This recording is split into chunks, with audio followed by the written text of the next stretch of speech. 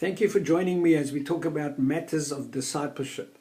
The matter I'd like to address today is that of our design, the fact that we were designed and created to live in relationship and fellowship with God. In the creation account in Genesis, it talks of God creating plants according to their kinds, trees according to their kinds, the birds and the fish and the animals, all according to their kinds.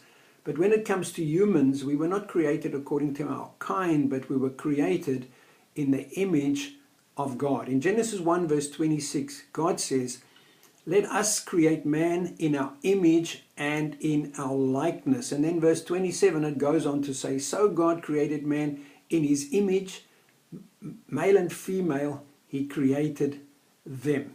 We are not small gods, but we are of the God kind.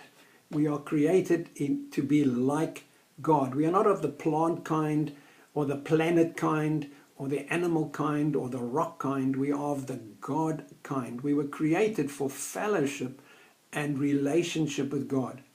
God's predetermined destiny for all of us is that we would be Christ-like, like Christ, designed for holiness and created for obedience and relationship with our Creator. Jesus came to earth for many reasons.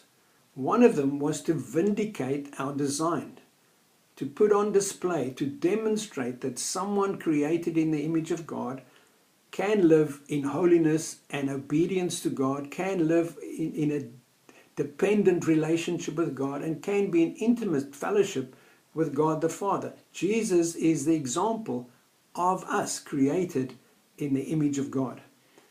When I was training to be a civil engineer, one of the principles they drummed into my head is the basic principle of design. When you design something for a specific purpose, it must be used for the purpose for which it was designed. If you use it for another purpose, there's a good chance that something will go wrong. Something might break, someone will get hurt, someone might even be killed, and disaster is inevitable if our design is violated. C.S. Lewis addresses the issue of design in his book Mere Christianity in this way, and I quote, "God made us, invented us as a man invents an engine, a car made to run on petrol and would not run properly on anything else. Now God designed the human machine to run on himself. He himself is the fuel our spirits were designed to burn, or the food our spirits were designed to feed on. There is no other. God cannot give us a happiness and a peace apart from himself, because it is not there." Now Adam and Eve violated their basic design and dumped humanity into disaster.